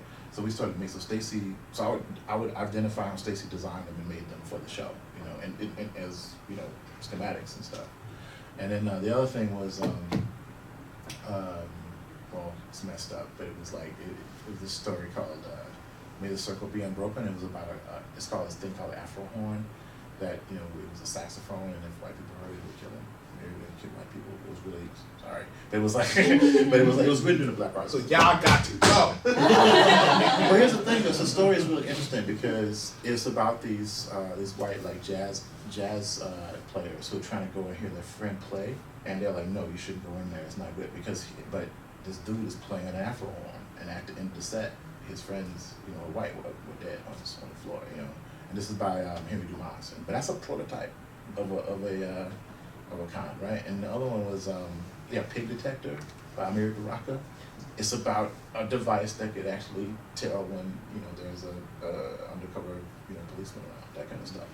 So these are discursive objects, and so we started collecting them and saying like, wait, these things have been being made for like generations that Dun and Raby and other like speculative designers don't know shit about because they're looking too closer to their own experiences, So we started like saying, you know what, we can push this even more, Yeah. So that's what we've been kind of dedicating ourselves to, is like reclaiming those spaces and stuff. Yeah. How about that? All right. A project, and I think I'm gonna. Stacy's he's convinced me to do this. I'm gonna do an alumni show at Jackson State. They invited me to do a talk as a keynote, and I'm going to be doing. I was gonna do like this critique of H.P. Lovecraft, thing, because I have this whole like story world thing. It's a critique of Lovecraft's like some of his racist constructions in his work. Some of them. I'm being nice. It's like Anyway. So there's a character. Are you familiar with the TV show Good Times? Yeah. Okay. So this is one of Norman Lear's like best shows. Norman Lear back in the '70s was developing these amazing shows like One Day at a Time, where it's like you see like a single mother raising two kids, that kind of stuff, and just really looking at the spectrum of what Black or like what American experiences were, right? And so Good Times was kind of a spinoff of, indirectly, was a spinoff of All in the Family, because it was a spinoff of Maude, which was a spinoff of All in the Family. So anyway, but it was about this Black family. Jefferson. No, this was Good Times. I think Good Times as well. Yeah, because I think Esther Florida, Rose. Esther Yeah, Rose, Maude. she was on Maude. Yeah. But you're right. The Jeffersons as well. Yeah, that's All right. in the Family. Yeah, all spin-off shows. Yeah. Okay. That's right. So basically, the narrative is like you have this aspirational narrative, right, where you have like this Black family, the patriarch, John Amos's character, James Evans Sr., moves up to Chicago from Mississippi. He's from Mississippi, right? Moves up, trying to make his way on the south side of Chicago, essentially living in the projects and stuff. And so the moniker, the name of the show is like it's making fun of the fact that they never, it isn't Good Times. It's actually like the whole, it's kind of like, it's fucked up times, because he's underemployed most of the time, he's a hustler, a lot of times he's a pool hustler, his wife didn't like that, but the main, there's also a character named J.J. Evans, right, and he always says like, dynamite, he became like the kind of like comic hook, right, to a certain degree, which is actually what made John Amos leave the show, because he became more of a goonish kind of like buffoonery kind of thing that was jumping off, right? But the main character, to a certain degree, James Evans Jr., who becomes like the central focus, he's a cartoonist. Remember that? He was a cartoonist. He actually designed superheroes, right? And so what he did was actually, and so he was doing, he was an entrepreneur. He was always trying to make money. So he was doing portraits, and the artwork is by Ernie Barnes, actually, the famous painter. So he was doing the paintings and stuff, and of course, it was supposed to be, JJ's. Anyway, so he started a greeting card company. Didn't really work out. He created this black superhero called Dino Man, right?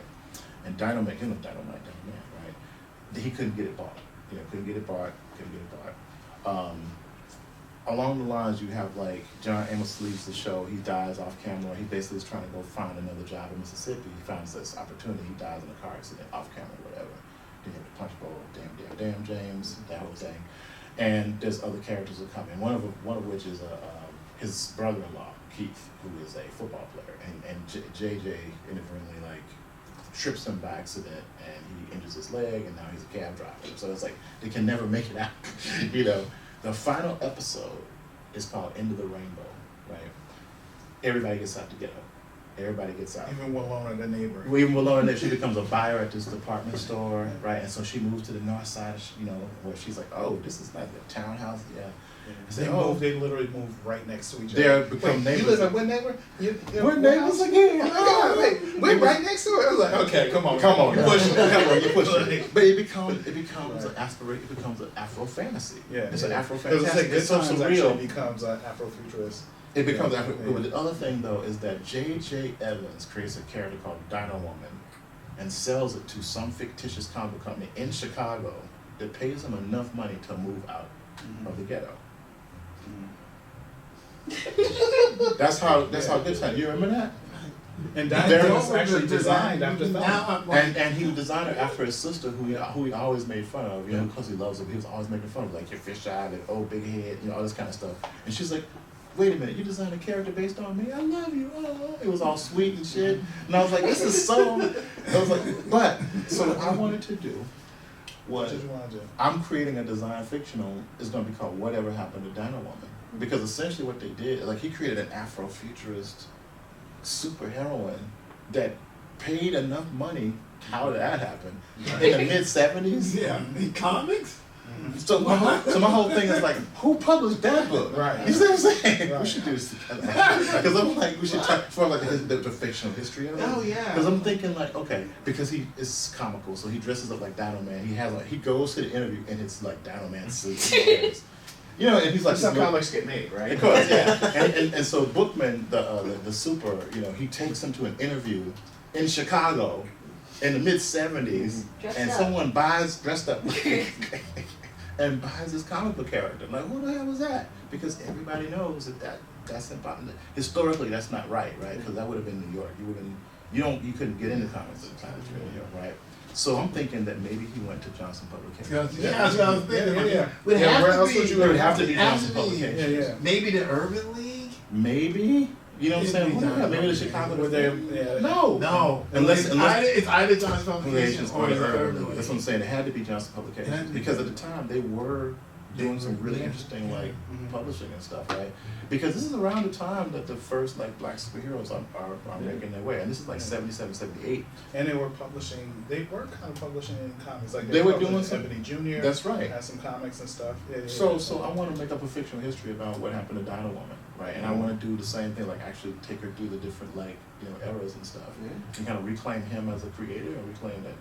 Because they never published anything. She's just a story point. So maybe the meta history then is that the editor who bought the character then went on to form First, right? Out of Chicago, which is the big mid-80s, like black and white, like indie comics. I guess that would, because it was first out of Chicago? Yeah, first so like E-Man and stuff? Mm-hmm. Yeah. Huh. Yeah, I didn't realize they were out of Chicago. Yeah. Interesting. A lot of those, there were a number of publishers that were in New York.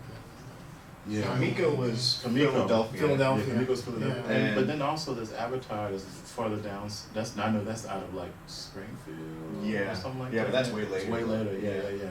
So this would have to be like, because I'm like who first of all, like that's not even how comic industry would have worked then. It's like, oh, okay, well you're working for us, and maybe we'll buy the character and then fire you off it later. You know what I'm saying? So I want to. That's what You signed the back of the check. This is ours now. Exactly. So yeah, that wouldn't happen that So way. this is going to be like a lecture you're going to give? It's going to be an exhibition. Okay. It's going to be a metafictional, like, so, but also connected, like, meta story about the history of comics and, like, black folk and comics and stuff. And also a reclamation of, you know, James Evans Jr. as a cartoonist. You know, this fictional character, you know, that everybody knows about, right? Are you going to tell any of them, like, at the exhibition that this It's is going all to be part of fiction? it. It's going to be part of it, yeah. Some of it will be in the thing. Or maybe I'll do the lecture to actually back it up. I'll figure it out. But yeah, yeah. Yeah, but I already have like this, like I'm thinking about designs of what she would look like in the 90s. I want to do a cosmic version of her, of course, for the 80s. Like straight up like Jim Starlin, like, cause her name's Dino Woman. She could be in outer space. Why not? She could. Yeah. And then of course in the 90s I'm actually changed the Y to an I, and so she turns into a dinosaur. He's like, what? Bravo. Dinosaurs, man, I'm all for it. He's like, I'm all for it. For real, I'm for it. I'm thinking that she could like, you know, turn, it's like she actually can like almost like Animal Man, so she can do like pterodactyl, you know, the wings and stuff. Sure. Yeah, why not? You know, right? But not like Manimal. Not like. Man, you just dated. What? Manimal. Are you young Manimal? Young Manimal. Used to come on around oh like my God, y'all Automan and Automan, yeah, exactly. There was so many like awful, wonderful shows back then. What was the one with the Street Hawk. Street Hawk. That was the one I was. Yes, Yeah, Street Hawk. or Airwolf. Yeah. Blue Thunder. Anyway, okay, we're gonna stop. All right, so yeah, so that's how far we're going with this stuff. I'm like, you know what, this. I But want keep to in mind do. these are design exhibitions Yeah. too, as well, right? Right, So because going back to graphic design, this is, you know. but it's not like design fiction. It's design fiction work, you know. Yeah, and we're the clients. So yeah. Like for instance, even when we did this, when I did that lecture, because I'm a designer, I was actually designing like mock covers. All Negro comics became Ankh because ANC, right? Yeah, and so I designed this Ankh logo, and it's like, yeah, they became really kind of militant in the 90s, you know what I'm saying? And they joined a milestone, and it was just, I just did this whole like fictional, and people totally fell for it. It's awesome. They're like, because it sounds real, it sounds plausible, you know what I'm saying? Yeah. Yeah, that didn't traumatize him. Right. Yes, there were some people. Yeah, there were some people that like. I don't know. No one's dreams or Just hopes were crushed. Just take the No note pages. scars, no traumas. Yeah, because I wanted them to feel what it Good felt. thing you did that in Europe. Yeah, I know, right? Well, actually, I did a test run at my school. It was totally crushing. This one grad student was like, "What? I just wrote all of this stuff." But it was storytelling, right? It was good storytelling. Like Nala Hopkinson was there. She was like, "That was good. It was painful. That was good." You know, because you have to sell it. You know what I'm saying? And they have to believe it. You know, and if you have like the images and you have the timeline, yeah. It's all about the history, right? So Yeah, I think that's what's really compelling about the Black Panther movie, right? And you can imagine the possibilities. Like if there was never a colonial, influence, what are those possibilities? You know, that's a beautiful thing to imagine to the widest, of your imagination. The wildest of your imaginations. What is that? You know. No, it's some stuff starts to happen, and I think we're in a moment now where like black speculative culture has become mainstream, which is blurred. I never thought would happen in my lifetime. I'm like, wait a minute, this is a thing now, really, and then also the superhero as this kind of really popular artifact or cultural thing, is really popular now too. So, and comics have been legitimized in some ways, in libraries and other spaces. So there's more conversations happening around all of these things now. So yeah, and no, I think so. People are they're listening a lot more, so, which is cool. Yeah, it's a very interesting time right now. And honestly, because so many different studios have created new programs or like space of vehicles that need to be filled. They're filling it with like black speculative culture, with different things. Like Viola Davis is producing like 2 science fiction things, black sci-fi things, black magical, whatever you want to call it. Because she's doing Wild Seed and she's doing Fast Color, through her production company with Amazon. And there's a bunch of stuff. Like I know for a fact that there is a Black No More series that is being pitched by Ezra Clayton Daniels and his partner, because it's public domain story, so anybody can do that. I think that is fantastic. With Ezra, Yeah. that dude is cold. I like, and I love it. Yeah, we've actually become good friends, and I'm like, yo, you know what I want to do? I want to do a series of stories based off of his. What's the name of that character in the story? The metafiction. From which one? From Upgrade Soul. The Blade as a Blaine. the one that the dad. Yes. The blue character, that dude. Yeah. Oh my God! It starts with a Z.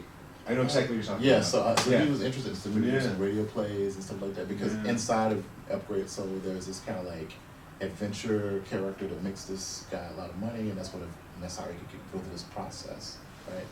And he's the character is the creation of his father, right? And he's like, he takes it almost like what Brian Herbert did with Frank Herbert's Dune and stuff, right? So yeah.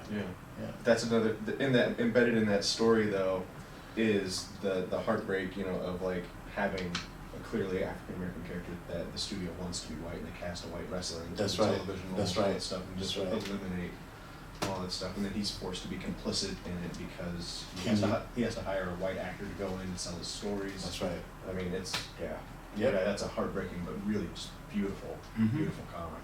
Well, it took him 15 years to do. Yeah, because he did it as a digital platform thing 1st, and then redid it as a book. Yeah. But and now it's like up for a lot of awards actually. It's like Book of the Year. He didn't win this Eisner for it, but he's up for Book of the Year against himself too. Him and for Bottom Feeders. Bottom Feeders with him and Ben Passmore. Yeah. Yeah, that's also a really good comic actually. I've talked both of those multiple times, but sorry, went off in another rabbit hole. Sorry. Okay. All right. I'm just like, what time is it? I feel like we're talking this a long time. Oh, we got more time. Let's talk for another hour. You ready? No, We ready? No, we're not. We're not ready. The last 30 minutes here. All right. Here's one of our sketches of 99. Oh. Hey. Yeah, it's like because it's kind of based off of the painting, because they actually show the character, he unveils it, and then I actually have like a more up to date. And make Stacy draw this character. Yeah, I hadn't told him yet though. So much joy in it. You're gonna draw it. You are the father. Just kidding. Make a lot of things. Been coloring stuff for Steve Bissett. Oh. Yeah, so me and him and Nala working on a story together. Really? There's a fascinating guy too. I love Steve Bissett. He's like he's my uncle from yeah, so it's the first thing I did. It was like a Cthulhu cover thing I did for him. Yeah, so that's his. But it's the cover for his new book. It's very good. Yeah. Let me see. I was looking for this other like dino woman. Oh, there she is. Because I did like a new. This is obviously like a serious update of the character. Yeah. It's like a more modern version. More modern version. I'm not sure what. Oh, that's a great design. Thanks, man. I do what I can. Who drawn that?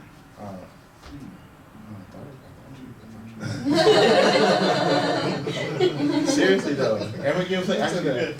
Let me do that. What are all these extra lines in here? I don't know. Maybe it could be sleeker. It's kind of cool, right? I was thinking about her like even being like Because you wouldn't draw that right. Oh, I wouldn't draw it right. No one likes you. How about that?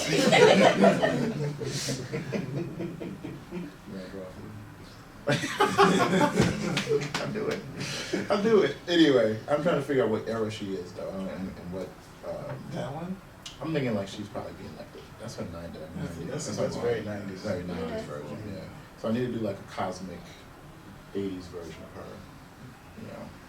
So yeah, I'm trying to go back and like just redesign all this stuff. All Negro Comics characters I'm reclaiming, they're all public domain. So I'm actually like, so I actually have like various versions of Lion Man from different eras. In fact, I think I put them all together. This is stuff I do before I fall asleep. And So what you're showing is, I have kind of a pragmatic question too, with like all these different diegetic objects you guys are creating, and this is purely a question out of ignorance because I'm not, you know, visual artist, but like, how does that work in terms of like cataloging your scholarship for, or thinking about the way that you articulate yourselves as scholars, like? Yeah, Because that's very different from writing an essay. That's true. Having it. We've been thinking about that a lot, actually. We need to go back and actually, we're either gonna like do a catalog of all three of the diegetic prototype shows, like the Illibus shows. I think that's probably what we're gonna do after we finish maybe Evan and just go collect them into one like little volume kind of thing. The other thing is that we really need to, we're thinking about doing like a gallery comic or some type of like, you know, kind of like dialectic like comic around critical race design studies too. Kind of thinking about the origins of it and actually do, maybe even if it's only like 20 pages or so, just to kind of just get the ideas of it out, that kind of stuff. Yeah. So some of this is, I think you're asking like, you know, does the show count as like is it CV? Is that what you're asking? Yeah, I guess, yeah. Like, no, yeah. I guess that counts for right. It counts for research, Yeah, I guess I was just wondering like how, like you have to, if there's a way you have to articulate that so that someone understands that better, or is that just a purely ignorant question because the departments therein, the show itself is a publication. Right. Got it. Okay. Yeah. That's the question. Okay. Yeah, that's what I'm saying. I don't understand how that works. Yeah, because with like praxis based, like for instance, you know, we have people in our department who are like musicians and like performance artists and filmmakers and stuff like that. Yeah. I guess I was wondering if it was different because, and I know I'm interrupting because I'm just, my thoughts are just going to now. But I guess I was wondering if it was different because this seems just, there's so much of a critical aspect about all of this where it's beyond, like I have a colleague who I know, his MFA project was a personal comic, right? Which is fantastic, but that to me lacks the intellectual, you know, oomph of something like what you guys are producing. So I don't know if there's a difference there in terms of like how that gets sort of how that's viewed academically. But maybe that's a stupid question. No, it's not a stupid question at all. Actually, no. I mean, I think one of the things that's interesting about the sort of scholar practitioner space is that for them, when you're doing a show and it's an actual show, it's in a gallery space that fits within sort of like promotion. Yeah, for me it would probably be more of a research thing for Stacy, not for me because it's at my school, so it'll count as like service. Yeah. Yeah. So that's the trick. Like if you're on campus, it doesn't count. Like being in the faculty show is not the same thing as being exactly. So I guess this is where part of my question comes from though, because I mean, as we all know in comic studies, there's a conversation about comics as scholarship though, but that's still a question, right? Yeah. But like to me, like hearing you guys, the way you guys explain all this, I mean, it wasn't a question to me, but I don't understand like how you can hear something like this and persist with the notion that that's a question. Yeah, I see what you're saying. Well, I appreciate that first of all. But it doesn't really matter in my department. Like once they saw what I was doing, they were like, okay, you're coming. Like I got an instant, like I was getting ready to jump to full professor, but as soon as they saw the CV and the work I was doing, they promoted like Professor Step 2 coming in. You know, so they're like, no, this is stuff that is like kind of cutting edge. We want to do this kind of work. So I didn't really have that kind of pushback. Yeah, because I think what it was like, MCS is such an interdisciplinary program at UCR. It's ridiculous. Like you know, we have like our department chair is a filmmaker. One of our lead, like one of the leaders in the program is he's like ethnic musicologist, but he studies like studies science fiction scores. You know, like Citizens Tim Labor. You know, we have a couple of different game studies people. We also have like this woman who uses like game theory to study epidemics. You know, Gloria Kim. Yeah, she's really dope, and she also studies like degradation of like hardware, like media hardware. Like she teaches a whole class on it, like how dust and like wear and tear affects media. Brilliant. I was like, what the hell? And she's like, smartest. Some really brilliant people, and they're very particular. And so it's like the group of us are extremely supportive of each other, and you know, we have a science fiction minor actually too, which is crazy. You know, which we voted on immediately. It's like, oh yes, you want a science fiction minor? Okay, cool. All right, next thing. Like it was like we want to do this thing. All right, that sounds great. Next, it's like I love the meetings there. You know, do they have all those pages open? Yes. I'm closing all of this. Yeah. Yeah, it's like every app open. So the difference is, I think, man. at some level, Thanks, there's man. an interdisciplinary Yeah. space there, Yeah, and whereas the almost more shut down in traditional. like a minute. And I think like Yeah. this is important to know, like, you know, when we think about comic studies, they're usually housed in relation to like English Yeah. or maybe history, maybe media studies. Mm-hmm. So there's not necessarily the same flexibility, right? Like, you know, we've had our own discussions. Yeah, we don't have Right comic here. studies per se, but we do have quite a few people that study comics. Right. Yeah. Yeah, and I want to go back to something you were saying. So the way that I heard that question was about credibility of what we Yeah. do. Well, I think that's the question that when people say that, when they're questioning comics and scholarship. Mm-hmm. Yeah, see, this is being recorded. Be careful how I say this. Carefully. I don't give a care. Yeah. Right, so here's the thing. So it's interesting because all my colleagues are, you know, my friends, my colleagues, they're all at least associate professors and full professors and been, you know, they've been established for a long time. They've pioneered what I'm studying and doing now. Sure. By the time I entered into this, because I spent most of my time in the as a professional designer, you know, then came over to academia. By the time I got into this, I was already in my 40s, Mm-hmm. right? So the stuff that people went through before, and you know, I might have heard some things, you know, about, I'm not sure, you know, I can't do what I do anywhere. That's why I'm at a research school, Research One school. I wouldn't have been able to do this at the school I did my undergrad degree at, No right? way. And gotten this respected. Yeah. But I will say this, at my age and going through everything I had to go through, like going to grad school cost me some things, you know, personally, it cost me a lot. So I'm at the point, I don't really care about who respects what I do or not. I'm going to do what I want to do with my life.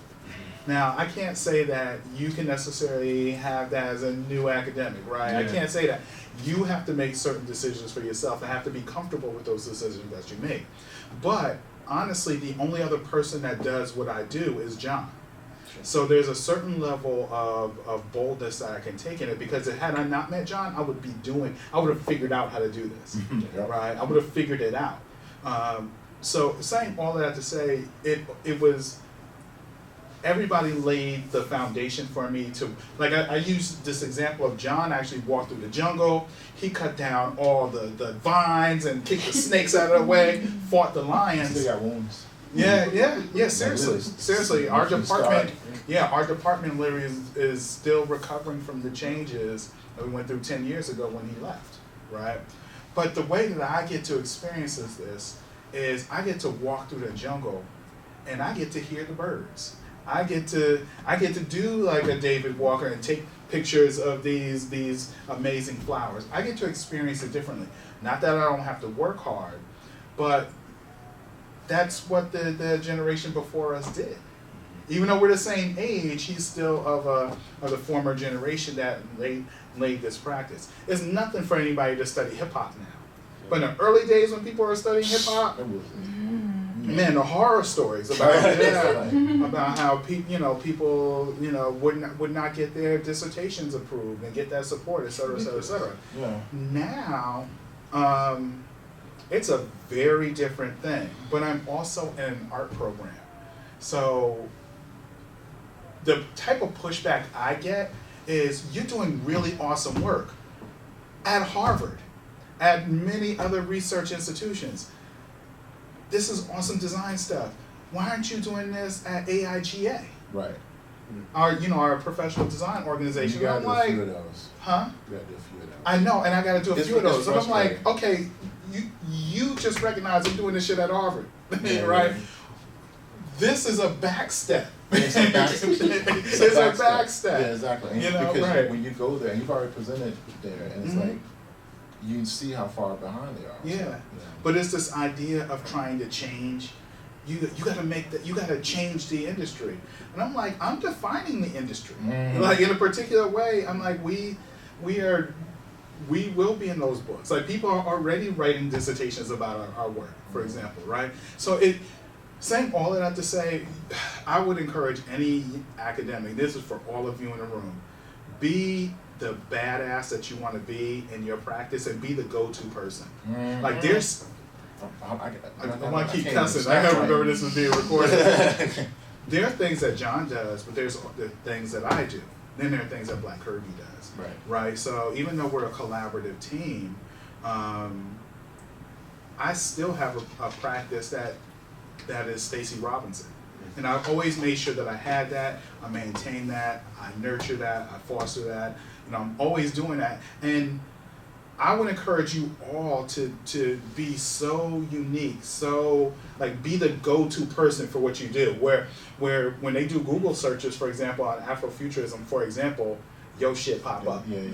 You see what I'm saying? Like whatever you do, right? Your particular, because you're talking about something very unique. Mm-hmm. Make sure that when you type in it, and this is for everybody, right? There's stuff you can Google John Jennings and my stuff pop up. Right. Seriously, because it's like what did Missy say about or Timberlake? I forgot about how their styles.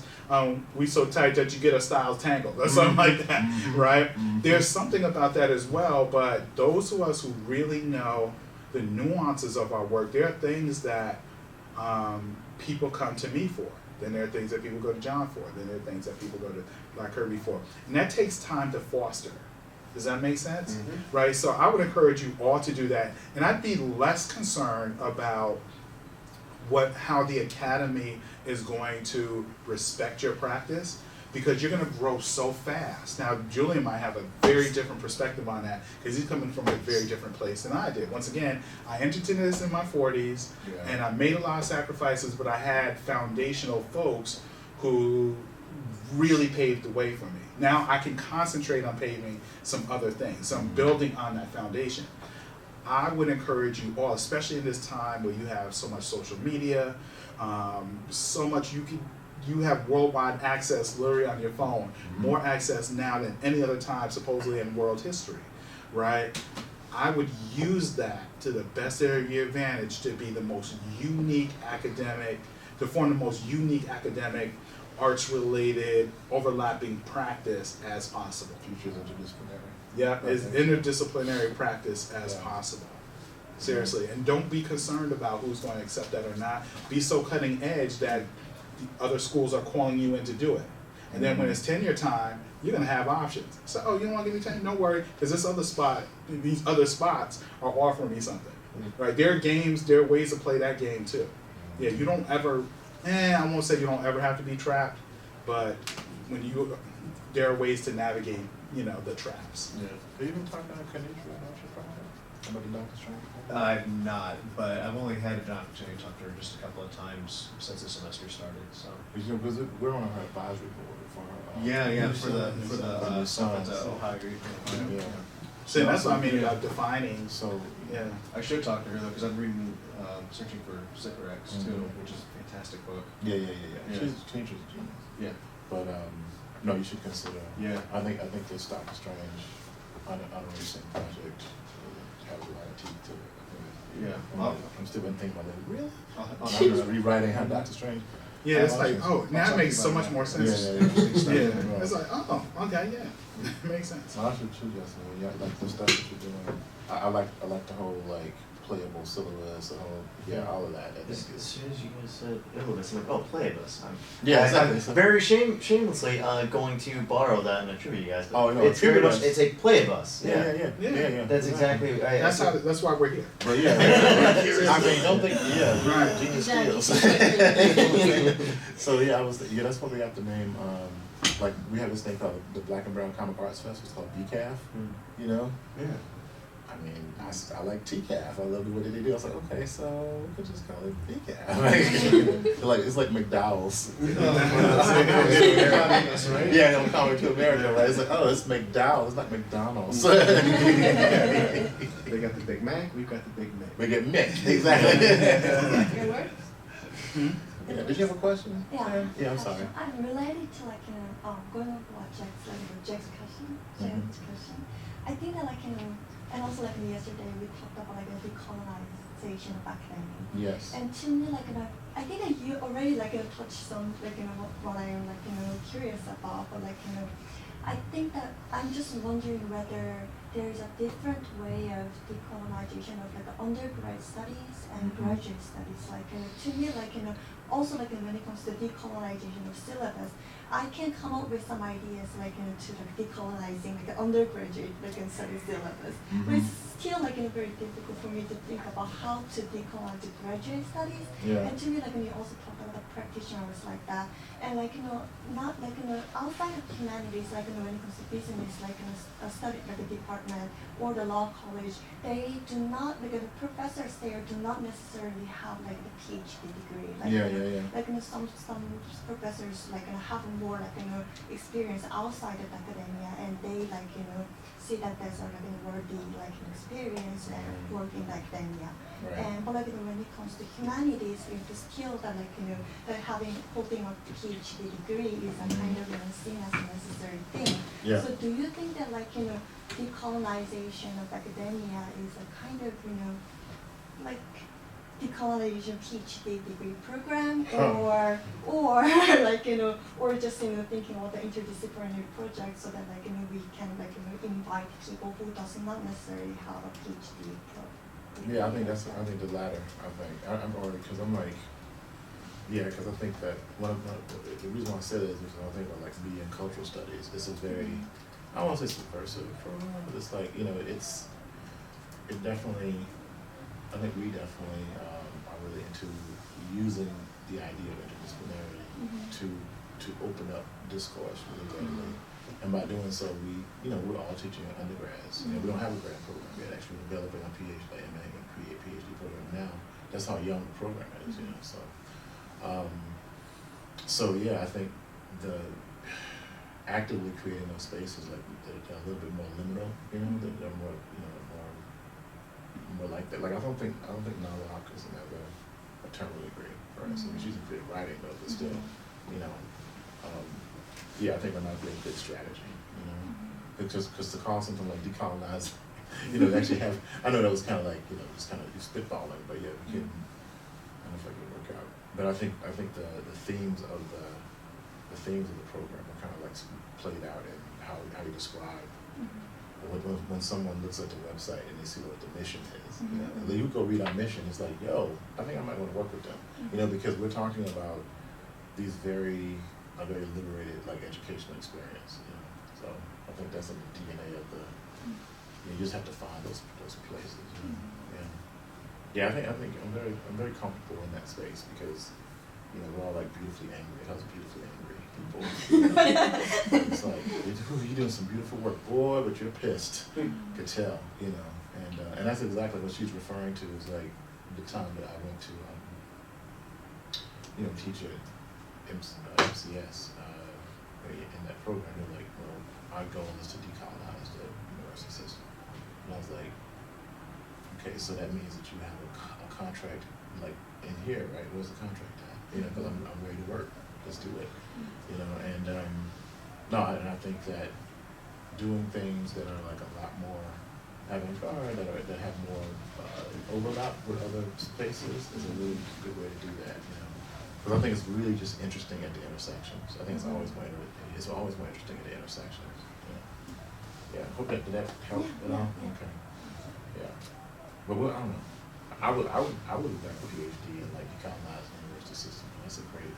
We should try to make that proof. But you have to do it and also get across these other standards too. Like we're still teaching the basics. We're still teaching like media studies, 101 and all this kind of stuff too. But also like teaching ethics courses and classes about close readings and questioning why are we doing these things this way too. So you have to get both. Both have to be there. But you also have to learn that system. Right? You Yes. gotta go through the system, and you gotta go through. It's like, how do you, I think you'd be very effective, freeing people if you've been oppressed. Mhm. You know, you get a different perspective. That's totally true. You know. Well stated, sir. Oh, thank you. trying to be smartified. So damn smart. You know. I just got a sunburn from your shine. I think right there.